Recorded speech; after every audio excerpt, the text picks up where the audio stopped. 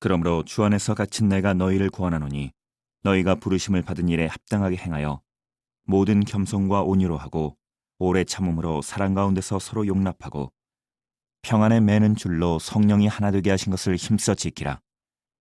몸이 하나요 성령도 한 분이시니 이와 같이 너희가 부르심의 한 소망 안에서 부르심을 받았느니라. 주도 한 분이시요 믿음도 하나요 세례도 하나요 하나님도 한 분이시니 곧 만유의 아버지시라. 만유 위에 계시고 만유를 통일하시고 만유 가운데 계시도다. 우리 각 사람에게 그리스도의 선물의 분량대로 은혜를 주셨나니 그러므로 이르기를 그가 위로 올라가실 때에 사로잡혔던 자들을 사로잡으시고 사람들에게 선물을 주셨다 하였도다. 올라가셨다 하였은즉 땅 아래 낮은 곳으로 내리셨던 것이 아니면 무엇이냐. 내리셨던 그가 곧 모든 하늘 위에 오르신 자니 이는 만물을 충만하게 하려 하심이라. 자, 오늘 본문은 에베소서입니다. 에베소서의 내용은요, 크게 두 개로 나뉘어요. 1장부터 3장까지의 내용은 거룩하라 라는 뜻이고요. 그리고 4장부터 6장까지의 내용은 하나 되어라, 하나됨에 대한 내용으로서 두 개로 크게 나뉠 수가 있습니다. 그리고 오늘 본문은요, 주님께서 부르심을 받은 우리 믿는 사람에게 바울을 통해서 하나됨을 이루라 라는 말씀을 분명히 전하신 내용이 등장합니다. 저는 지금까지 지내오면서 하나 된다는 것이 얼마나 소중한지를 산정목교회에 와서 많이 깨닫게 되었습니다. 제가 서울에서의 목회를 그만두게 된 것도 사실은 하나됨을 이루지 못했기 때문이고요. 또한 여러분들이 산정목교회를 개척하게 된 모든 동기 중에 가장 중요한 이유가 하나됨에 어려움이 생겨서였을 겁니다. 하나됨을 깨는 다양한 일들이 있어요. 어떤 교단이라고 제가 구체적으로 말씀드리기는 참 어렵습니다. 근데 매우 경건한 교단이 있습니다. 그런데 교단 내에서요, 악기파와 비악기파 둘로 나뉘었습니다. 굉장히 심하게 싸웠어요. 비악기파는요, 전통적으로 오르간이나 피아노를 제외하고 다른 악기를 예배에 사용하는 것에 대해서 반대합니다. 근데 악기파는요, 오르간이나 피아노 외에도 다른 악기를 사용하자, 허용하자라는 주장을 했어요. 그러자 교회도 아니고요, 교단 자체가 이것 때문에 둘이 싸우다가 결국 교단 자체가 갈리게도 되었습니다. 어떤 교회는요, 교회 리모델링을 하는데 바닥에 카펫을 깔잖아요. 그렇죠? 그 양탄자, 그 그런 카펫이요. 그런 거를 까는데 주장이 갈린 거예요. 담임 목사님과 일부 장로님들은 푸른 초장으로 인도하시는 하나님이심을 상징하도록 초록색 카펫을 깔자라고 했어요. 근데 다른 장로님들과 또한 권사님들이 무슨 소리냐고, 교회는 보혈이 중요하다고, 그래서 붉은색 카펫을 깔자고 주장했습니다. 그래서 교회가요, 푸른 초장파와 보혈파 둘로 나뉘어서 싸우다가 결국 교회가 분열되는 일도 실제 있었습니다. 제가 이런 일화를 잘 알기 때문에 우리 교회에 바닥 타일을 깔 때 가장 많이 사용한다는 색 중에 회색하고요, 청회색을 섞어 깔았어요. 우리 교회도 잘못하면 하나님의 임재의 상징인 구름을 상징하는 회색하고요, 또한 하나님 계신 하늘을 상징하는 푸른색으로 나뉘어서 구름파와 푸른 하늘파로 길로 나뉠까봐 제가 다 섞어서 색깔을 깔도록 했습니다. 그냥 교회 안에 바닥 문제로 다투는 일이 없잖아요. 이 말씀은 그냥 웃으시라고 하는 말씀이니까 그냥 흘려드리세요. 진지하게 받아들이시면 절대 안 되는 얘기입니다. 제가 이런 말씀을 드리는 것은요, 이처럼 예수님의 이름 앞에 모인 교회 안에서도 하나 된다는 게 굉장히 어렵다는 거예요. 사실 세상의 기준으로 보면 교회 안에서 하나 된다는 것 자체가 쉽지 않아요. 왜냐하면요, 세상의 일반적인 모임은 학교와 직장 그리고 군대를 제외하고는 자기들끼리 어느 정도 맞는 사람들끼리만 모이잖아요. 초등학교부터 고등학교의 경우는요, 공립학교는 전혀 다른 성격과 또한 배경의 아이들이 모이게 됩니다. 그런데 대학교부터는 어떻습니까? 자신의 성향과 성적이 비슷한 사람들끼리 모이잖아요. 그런 면에서 보면 직장도 자신의 성향이나 학교에서의 성적 등으로 모이게 되는 경우가 굉장히 많습니다. 그러니 완전히 모든 것을 다 배제한 상태에서 한 곳에 모이게 되는 경우는요, 초등학교에서부터 고등학교까지의 교육기관이나 군대 외에는 거의 없다시피 해요. 아무 조건 없이 모이는 그런 단체는요, 초등학교부터 고등학교까지의 공립학교, 그리고 군대, 딱 두 군데만 있는 것 같아요. 그런데요, 여러분, 학교하고의 군대는 분명한 다른 점이 있어요. 뭐냐면요, 강제적인 규율이라는 게 사실 있잖아요. 그렇지 않습니까? 규칙이라는 게 분명히 존재를 해요. 그런데요, 교회는 한자리에 이렇게 우리가 모이게 되었을 때 그런 규율이나 규칙이 세상보다는, 학교보다는, 혹은 군대보다는 굉장히 느슨한 편에 속합니다. 그러니까 세상의 기준으로 보면요, 세상의 여러 조직들 가운데서 가장 분열될 조짐이 큰 곳, 가능성이 큰 곳이 어디예요? 교회예요. 잘 여러분들 생각해 보시면요, 교회 안에서 하나됨을 이룬다는 것이 굉장히 어렵습니다. 쉽지 않아요. 그런데 놀랍게도 전혀 다른 배경의 사람들이 교회에 모여서 함께 신앙생활을 한다는 것, 이것 자체가 어떻게 보면 가장 큰 은혜이자 하나님께서 우리에게 베풀어 주신 기적이에요. 별로 여러분들 그렇게 생각 안 하시는데 저는 새벽에 나와서 기도할 때마다 늘 생각하는 게 뭐냐면, 어떻게 제가 또한 저와 여러분들이 이 교회에서 이 한 자리에서 모이게 됐을까라는 것을 늘 묵상하게 돼요. 그런데 이 자리에 모일 이유가 사실은 별로 없는데 잘 모여 있어요. 그 얼마나 하나님의 은혜입니까? 별로 은혜되시지 않는 것 같아요. 하나님께서 함께 하신다라는 것에 대해서 분명히 알려주시는 내용이 바로 우리가 한 공동체를 이루고 있다는 것, 그 자체가 놀라운 하나님의 은혜이자 기적인 줄로 믿습니다. 사도 바울이요, 에베소서 1장부터 3장까지에 하나님을 따라 거룩하라 라고 강하게 권면한 이후에 4장부터 6장까지 하나 되라 라고 하는 이유는 이런 교회가 가진 특성 때문이기도 합니다. 특히 오늘 본문에 나오는 에베소 교회는요, 이 에베소 지역이라는 것을 우리가 보게 되면 참 하나 되기가 쉽지 않다라는 것을 알 수가 있어요. 우선요, 여러분들 지도를 잘 보시면 예루살렘에서 에베소까지요, 육로로 연결이 되어 있잖아요. 그렇죠? 걸어서 갈 수 있어요. 물론 가장 빨리 갈 수 있는 방법은 그 당시는 배로 가는 겁니다. 그런데 지금으로부터 2000년 전에 배로 간다는 것과 굉장히 힘든 것입니다. 배로 가면요, 쉽게 갈 수는 있지만 바다는 기본적으로 물이잖아요. 물 위에서는 땅처럼 이렇게 고요하지 않아요. 흔들리잖아요. 그래서 태풍 등의 변수들이 참 많이 있어요. 우리가 아는 내용 중에 사도 바울이 로마의 감옥으로 이송될 때 이런 말씀이 있습니다. 사도행전 27장 9절 말씀 우리가 한번 읽어볼게요. 여러 날이 걸려 금식하는 절기가 이미 지났으므로 항해하기가 위태한지라. 아멘. 무슨 말씀이냐면요, 이제 시기가 초겨울이 됐어요. 초겨울이 되었으니까 바다로 항해하는 것 자체가 안 된다는 거예요. 위험하다는 거예요. 특히 사도 바울 시대의 지중해 같은 경우에는요, 거기에 로마가 뭐라고 했냐면 지중해에 배가 다니는 것을 법으로 금지했습니다. 겨울에 항해 금지예요. 왜냐하면 겨울철 북서쪽으로 부는 바람이 너무 거세서 풍랑으로 배들이 가라앉는 경우가 너무 많았기 때문입니다. 그러니까 육로로 간다는 것은 무슨 뜻입니까? 편한 정도를 보장받는다 뿐만 아니라 안전하다라는 것을 의미를 해요. 그러니 육로로 연결된 지역인 에베소에 유대인들이 모여서 살게 됩니다. 그리고 이곳에는요, 회당에서 거기서 유대인들이 모여서 지내니까 그 자체적으로 나름대로의 그런 시스템을 갖추게 되고 있는 거예요. 그리고 에베소는요, 유대인들보다 이방인들이 훨씬 많은 지역입니다. 그런데 무척 번성했다고 해요. 무려 50만이나 되는 인구가 그 당시에 있었다고 해요. 그럼 50만 하니까 별로 안 놀라시는데 우리나라 기록에요, 1789년 때 정조가 한양에 인구가 얼마나 되나 조사를 한 적이 있어요. 1789년이에요. 그때 우리나라의 기록에 대략 한양에 20만 살고 있었다고 해요. 그러면요, 지금으로부터 2000년 전에 50만이 살고 있었다 생각해 보십시오. 얼마나 번성한 도시인지 우리가 알 수가 있습니다.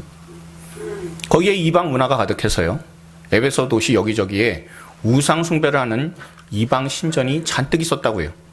특히 우리가 미술 시간이나 세계사 시간에 한 번쯤 보았을 사진이 바로 이거 아닙니까? 아르테미스 신전이요. 사도행전에도 나오는 그 아데미 신전입니다. 세계 7대 불가사의 아닙니까? 그 당시 건축 기술로는 도저히 저렇게 큰 건물을 지을 수 없다라고 할 정도로 소개되어 있는 건물이 바로 아르테미스 신전이에요. 복원 상상도가 여러분들 오른쪽에 나옵니다. 저렇게 거대한 신전을 여러분 2000년 전에 이미 지었어요. 그런데 이 에베소에서 살던 유대인들과 이방인들이 사도 바울을 통해서요, 복음을 받게 됩니다. 그리고 사도 바울이 개척한 에베소 교회로 나와서 공동체를 이루게 됐어요. 그러니 전혀 서로 다른 사람들이 교회 안에서 한 공동체를 이루면서 믿음 생활을 하게 되었습니다. 이것은 아까도 제가 말씀드린 것처럼 보혈파하고 푸른 초장파가 싸웠던 거하고는 비교도 안 되는 거예요. 여러분, 유대인 출신들이요, 이방인 출신의 교인들을 볼 때 뭐라고 생각했겠습니까? 예전부터 세상하고 벗하면서 지내면서 음란하게 살았었던 사람들, 우상 숭배하면서 살았었던 사람들이 하나님의 말씀도 제대로 알지 못하면서 그저 은혜만 되면 다인 줄 안다고, 은혜만 있으면 되는 줄 안다고, 저렇게 나오는 사람들 다 무식하다고, 그렇게 비난하는 사람들이 얼마나 많았겠습니까? 또한 이방 출신의 교인들은 유대인들을 바라보면서 뭐라고 얘기했을까요? 저것들은 하나님의 말씀 조금 더 잘한다고 목에 괜히 힘주고 다니면서 그저 입만 산 것밖에는 하나도 없는데, 근데 저렇게 잘난 척한다고, 그러면서 마음속으로 서로 질투하면서 살아가고 있었을 겁니다. 제가 만약에 사도 바울이라면 이 두 그룹의 교인들을 보면서 뭘 어떻게 설교를 해야 될지 굉장히 마음에 고심했을 것 같아요. 설교를 할 때 오직 예수 그리스도 십자가 보혈의 은혜입니다, 은혜밖에는 없습니다라고 얘기를 하면, 그러면 이방인 출신의 교인들은 좋아하겠죠. 하지만 유대 출신의 기독교인들은 시큰둥할 겁니다. 그리고 또한 이런 말씀 전할 수도 있잖아요. 우리가 하나님의 말씀을 알기에 힘을 내야 합니다. 말씀을 제대로 알아야 제대로 행할 수 있습니다 라고 전하게 되었을 때 유대교인들은 좋아했을 거잖아요. 근데 이방인 출신들은 오히려 그 말씀 들으면 기분이 언짢아졌을 수도 있어요. 그러니 이런 에베소 교회에서 목회를 한다는 것은요, 굉장히 힘들었겠다라는 것을 우리가 얼마든지 생각해 볼 수 있습니다. 그런데 놀랍게도 사도 바울은 오늘 말씀 가운데서 교회 하나됨에 대해서 정말 중요한 내용을 우리에게 알려주고 있습니다. 우리가 오늘 본문 3절을요, 공동 번역으로 한번 다시 읽어보시길 바랍니다. 읽겠습니다. 성령께서 평화의 줄로 여러분을 묶어 하나가 되게 하여 주신 것을 그대로 보존하도록 노력하십시오. 아멘. 여러분, 이 말씀이 정말 중요한 이유가 뭔지 아십니까? 절대로 사도 바울은 하나 되라라고 권면하고 있지 않아요. 잘 보십시오. 하나 되라가 아니라 하나 되게 하신 것을 힘써 지키라, 보존할 수 있도록 노력해라 라는 말씀이에요. 무슨 뜻입니까? 이미 하나가 됐다라는 거예요. 에베소서 안에서는요, 대단히 많이 나오는 단어나 표현이 뭐가 있냐면 통일 혹은 하나됨, 일치에 대한 내용이 굉장히 많이 등장을 합니다. 조금 전에도 말씀드린 것처럼 유대인과 이방인 출신의 서로 다른 기독교인들이 있기 때문이기도 하고요. 그렇게 모여 있기 때문에 하나 된다는 것이 굉장히 어렵기 때문입니다. 그런데 하나 되라 라고 하게 되면요, 여러분 어떻게 해야 됩니까? 적당히 타협해라, 이렇게 얘기가 나와야 되는 거죠. 그러나 사도 바울은요, 이미 하나가 되었으니까 성령께서 하나 되게 하신 것을 우리가 힘써 지켜나가자라고 권면하고 있습니다. 사도 바울이 주장하는 것처럼 하나 되었다라고 힘주어 말하는 근거가 무엇인지 우리가 에베소서 2장 12절부터 19절의 내용을 한번 세 번역으로 길지만 우리가 읽어볼 수 있길 바랍니다. 우리가 같이 한번 읽어보겠습니다. 그때 여러분은 그리스도와 상관이 없었고 이스라엘 공동체에서 제외되어서 약속의 언약과 무관한 외인으로서 세상에서 아무 소망 없이 하나님도 없이 살았습니다. 여러분이 전에는 하나님에게서 멀리 떨어져 있었는데 이제는 그리스도 예수 안에서 그분의 피로 하나님께 가까워졌습니다. 그리스도는 우리의 평화이십니다. 그리스도께서는 유대 사람과 이방 사람이 양쪽으로 갈라져 있는 것을 하나로 만드신 분이십니다. 그분은 유대 사람과 이방 사람 사이를 가르는 담을 자기 몸으로 허무셔서 원수된 것을 없애시고 여러 가지 조문으로 된 계명의 율법을 폐하셨습니다. 그분은 이 둘을 자기 안에서 하나의 새 사람으로 만들어서 평화를 이루시고 원수된 것을 십자가로 소멸하시고 이 둘을 한 몸으로 만드셔서 하나님과 화해시키셨습니다. 그분은 오셔서 멀리 떨어져 있는 여러분에게 평화를 전하셨으며 가까이 있는 사람들에게도 평화를 전하셨습니다. 이방 사람과 유대 사람 양쪽 모두 그리스도를 통하여 한 성령 안에서 아버지께 나아가게 되었습니다. 그러므로 이제부터 여러분은 외국 사람이나 나그네가 아니요 성도들과 함께 시민이며 하나님의 가족입니다. 아멘. 여러분, 이 말씀이 정말 중요한 이유는요, 예수님께서 십자가에서 피를 흘리셔서 우리가 더 이상 죄인의 신분으로 살아가지 않게 되었다라는 것입니다. 죄인은요, 하나님께 나갈 수가 없어요. 하나님께서 죄를 미워하시기 때문에 그렇습니다.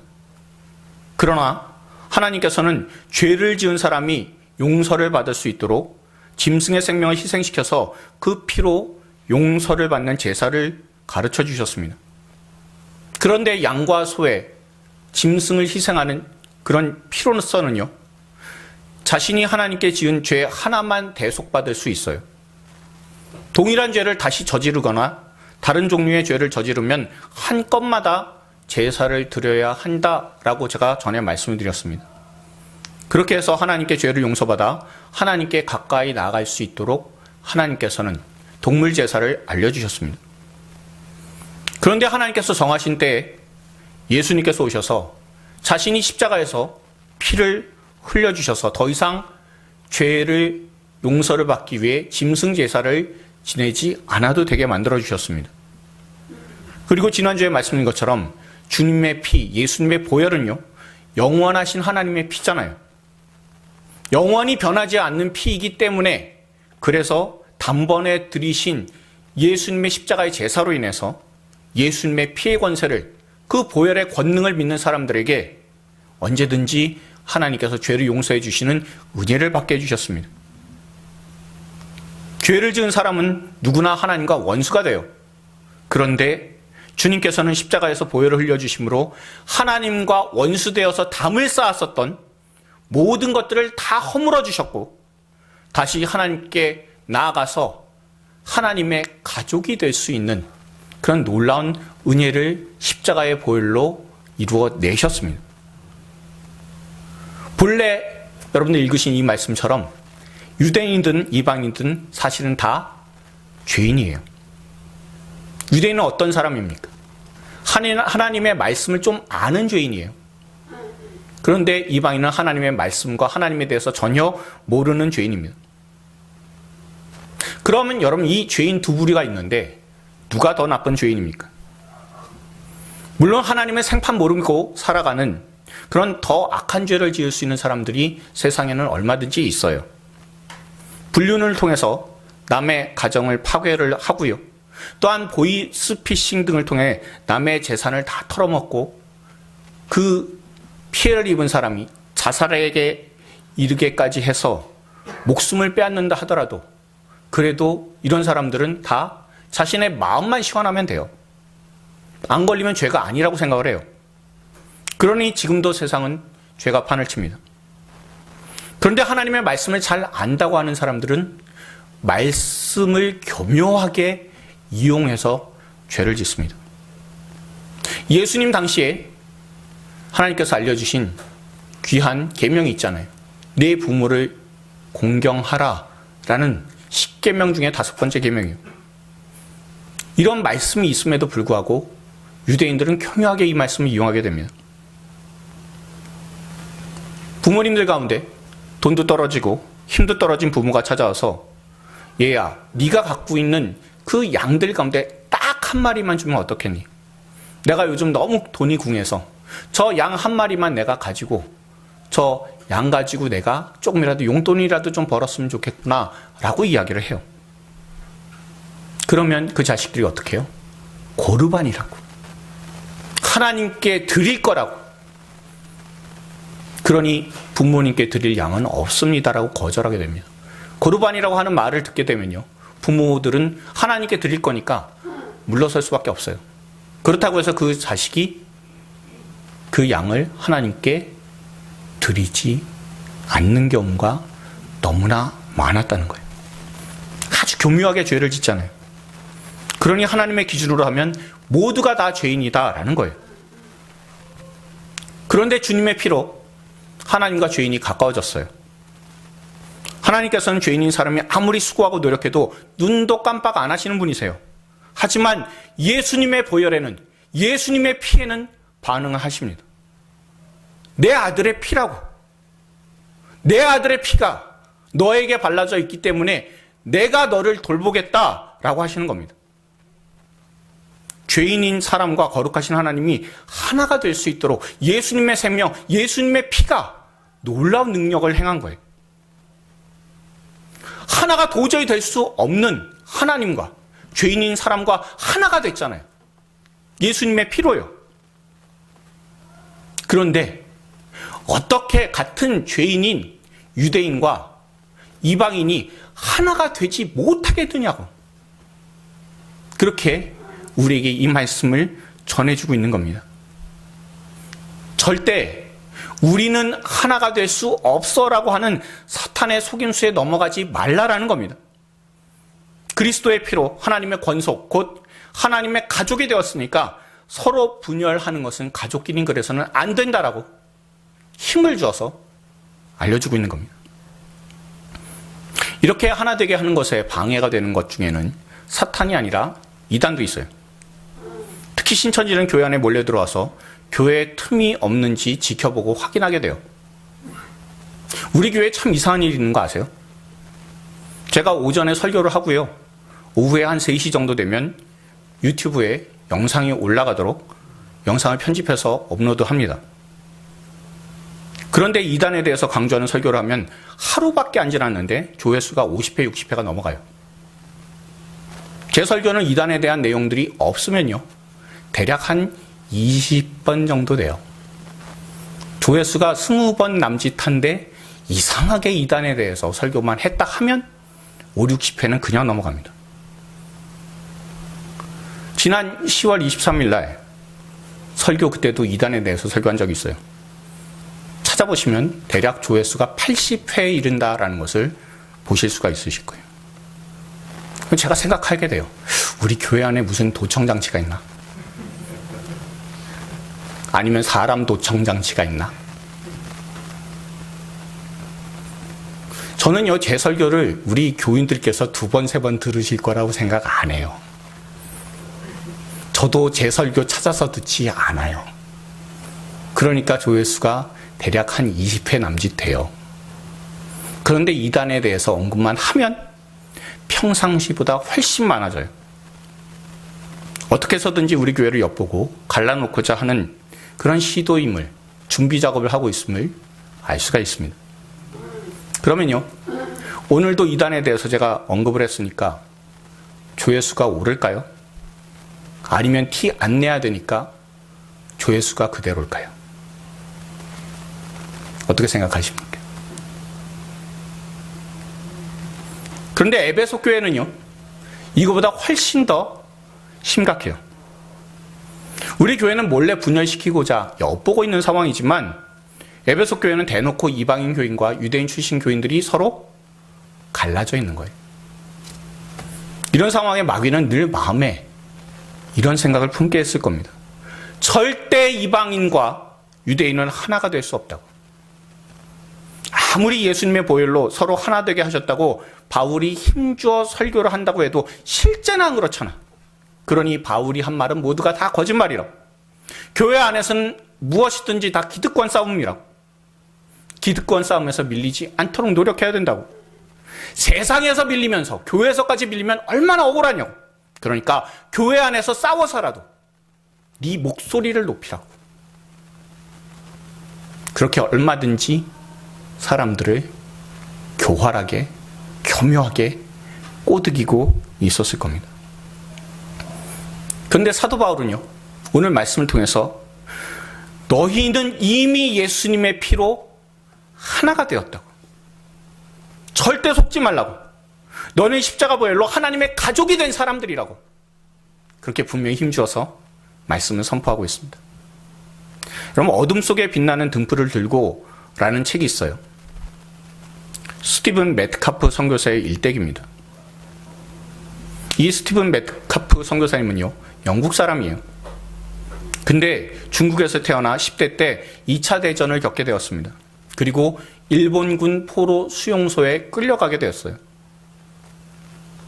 그 안에서요, 일본군이 얼마나 잔인한지를 다 경험을 했어요. 그런데 그 수용소에서 누굴 만나게 됐냐면 에릭 리델 선교사님을 만나게 돼요. 이 에릭 리델 선교사님은요, 1924년 파리 올림픽 금메달리스트입니다. 근데 원래 자기가 뛰는 종목이 100m예요. 그런데 그 100m 경주를 하는 그 결승전 날이 언제였냐면 주일이었어요. 그래서 주일이어서 나는 하나님의 말씀을 거룩하게 지키기 위해 저는 오늘 100m 결승을 뛰지 않겠습니다. 주일날 열린 경기 때문에 그 경기를 포기하기로 유명한 분이 이 에릭 리델 선교사님입니다. 그러니까 사람들이 너무 아깝잖아요. 뛰기만 하면 금메달인데. 그래서 사람들이 400m에 한번 출전해보라고. 계주에 한번 나가보라고. 그래서 400m 계주에 나가서 거기에서 세계 신기록으로 금메달을 딴 굉장히 유명한 분이세요. 그런데 이분이 선교사로 지원을 하게 됐고요. 그리고 중국 선교사로서 나아갔을 때 일본 포로 수용소에 잡히게 됐어요. 그리고 그 일본 포로 수용소에서요, 이 에릭 리델 선교사님이 뇌종양으로 세상을 떠나게 됩니다. 이 에릭 리델 선교사님하고 만난 사람이 바로 스티브 메트카프 선교사님이에요. 둘이서 이 포로 수용소 안에서 성경 공부를 했대요. 근데 성경 공부를 하는데 서로 말다툼이 벌어졌다는 거죠. 에릭 리델 선교사님은 메트카프 선교사님한테, 선교사님 될 사람한테 일본 사람을 사랑하라고, 일본 사람을 위해서 기도해보라고 권유를 했습니다. 그런데 싫잖아요. 얼마나 잔인하게 굴었는지 다 경험을 했잖아요. 그러다 보니까 거절을 했습니다. 그러니까 성경 공부 시간마다 싸우는 거예요. 근데 결국에는 에릭 리델 선교사님의 말씀에 순종을 하게 됐고요. 일본을 위해서 기도하게 되었습니다. 그리고 나중에 2차 세계대전이 끝나고 나서 일본 선교사로 나가신 분이 바로 이 스티븐 메트카프 선교사님이세요. 이것이 바로 하나님께서 하나 되게 하신 것을 지키게 하신 그 열매다라는 것을 우리가 알 수가 있습니다. 하나님께서 하나 되게 하신 것을 힘써 지키라 라는 말씀을 어떻게 하면 하나님께서 하나 되게 하시는 것을 지키는 것인지 알려주는 것에 대해서 2절에서는 유진 피터스는 이렇게 번역을 하고 있어요. 우리가 하나됨을 지킨다는 것, 어떻게 해야 되느냐라는 것을 우리가 생각하면서 2절을 유진 피터슨의 메시지 성경으로 우리가 한 번 더 읽어보시길 바랍니다. 먼저 우리가 본문을 4장 2절 한번 읽고 그 다음에 이것을 유진 피터슨의 메시지는 어떻게 번역을 하는지 우리가 한번 읽어보시길 바랍니다. 먼저 4장 2절을 읽습니다. 모든 겸손과 온유로 하고 오래 참음으로 사랑 가운데서 서로 용납하고. 아멘. 자, 한 번 더 읽습니다. 서로의 다름을 깊이 이해하고 서로 간에 벽이 있다면 서둘러 허무십시오. 아멘. 서로의 다름을 깊이 이해하고요. 서로 간에 벽이 있다면 서둘러서 허물라라고 하는 겁니다. 이게 가능한 이유가 무엇입니까? 예수님께서 보혈로 하나님과 우리의 원수된 것을 다 허물어 버리셨잖아요. 그래서 우리를 하나 되게 하셨고 7절 8절에 나온 것처럼 우리에게 하나됨이라는 은혜를 이미 선물로 주셨기 때문에 우리가 하나 될 수 있다는 겁니다.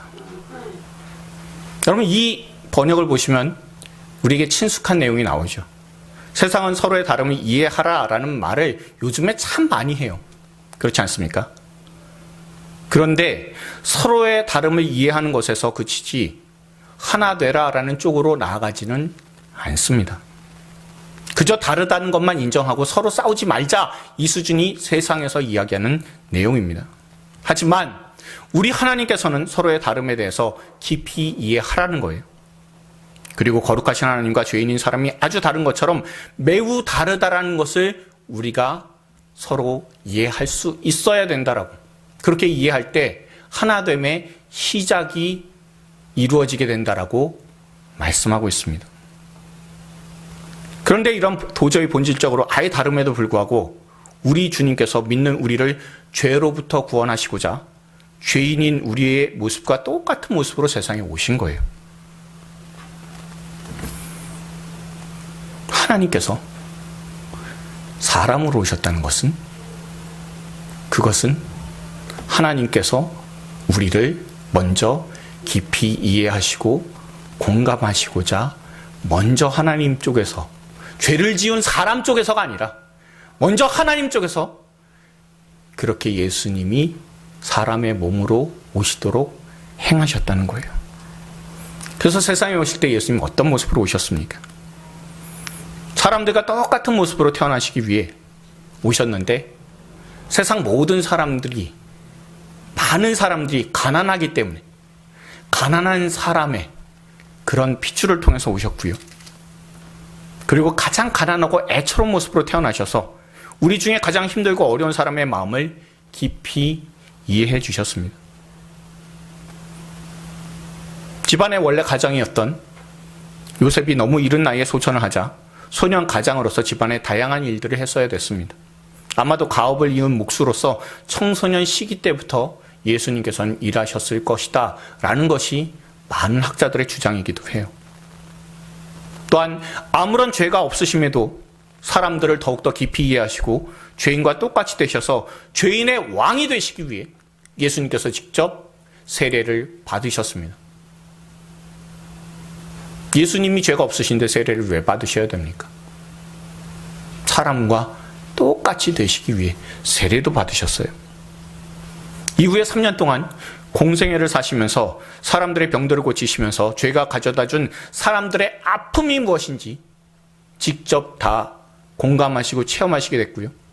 죽음을 당한 야이로의 딸과 나인성 과부의 아들, 그리고 너무나 절친이었었던 나사로의 죽음을 겪으면서 죄의 가장 무서운 저주인 사망이 얼마나 사람에게 큰 고통과 아픔을 가져다 주는가라는 것을 다 확인하셨습니다. 이렇게 사람들을 위해 수고하시면서도 사람들의 비난을 들어야 됐고요. 손가락질을 받아야 되는 비통함도 체험하시게 되었습니다. 그리고 하나님 아버지의 정한 때가 되어서 십자가 지시면서 극도의 고통과 수치를 당하셔야 됐습니다. 죄인인 사람이 하나님처럼 안 되잖아요. 그러니까 하나님 자신이 죄인처럼 되셔서 십자가에서 죽으심으로 완전히 다른 죄인의 처지를 더 공감하시고 더 깊이 이해해 주시는 것에서 예수님의 십자가가 시작되었습니다. 그리고 십자가의 보혈로 하나님과 사람 사이에 막혀 있었던 죄로 인한 그 담을 다 허물어 주신 거예요. 그리고 우리가 하나님께로 다시 돌아가서 하나님과 한 가족이 될 수 있도록 은혜를 허락해 주셨습니다. 주님께서 이 땅에 오신 것은 우리가 하나님과 함께 하도록, 하나가 되도록 주님께서는 은혜를 베풀어 주시기 위해 이 땅에 십자가를 지러 우리의 죄를 대속하러 이 땅에 찾아오셨습니다. 그리고 이미 십자가의 보배로운 피로 하나 되었음을 우리에게 분명히 보여주는 것이 교회다라는 것을 성령을 통해서 알려주세요. 그래서 교회를 중심으로 다양한 사람들이 주님 안에서 하나됨을 체험하게 되고요. 아버지 하나님과 하나가 되어서 살아가는 천국의 삶을 미리 맛볼 수 있도록 성령을 통해서 우리 교회를 인도해 주시고 계십니다. 그러니 저와 여러분들은요, 주님께서 말씀을 통해 당부하시는 하나됨을 힘써 지켜나가는 저와 여러분들이 다 되시길 바랍니다. 세상처럼 서로가 다르다는 것, 그것만 인정하는 것에 그치지 말고 서로가 다른데 어떻게 하면 예수님의 이름 안에서, 예수 그리스도 십자가의 보혈 안에서, 예수 그리스도의 십자가의 그 사랑 안에서 하나가 될 수 있을까라는 것을 놓고 늘 고민하고, 또한 그 고민한 대로 우리가 결단하고 또한 행동할 수 있는 저와 여러분들이 다 되시길 바랍니다. 그리고 하나 되게 하시는 십자가를 생각하면서 서로 달라서 껄끄럽게만 느껴졌던 부분들을 우리가 하나하나 다 허물고 서로 연합해 나갈 수 있는 저와 여러분들이 다 되시길 바랍니다. 그래서 우리 모두가 주님의 은혜로 더욱 풍성한 하나됨을 누릴 수 있길 바랍니다. 아울러 2000년 전에 하나 되게 하시려 이 땅에 오신 예수님께 더욱더 영광 올려드리는 귀한 성탄을 맞이하고, 또한 주님 나신 이 귀한 성탄절 하나님께 영광 올려드리는 저와 여러분들이 다 될 수 있기를 주님의 이름으로 축원드립니다. 우리가 서로 이렇게 권면해 주실 수 있길 바랍니다. 예수님의 보혈로 우리가 하나가 되었습니다. 자, 한 번만 더요. 우리의 하나됨을 힘써 지켜나갑시다. 자, 한 번만 더 할게요. 하나 되게 하시려 오신 예수님께 영광 돌립시다. 네. 하나됨을 힘써 지켜나감으로 주님께 영광 올려드리는 저와 우리 성도님들 다 될 수 있기를 소망합니다.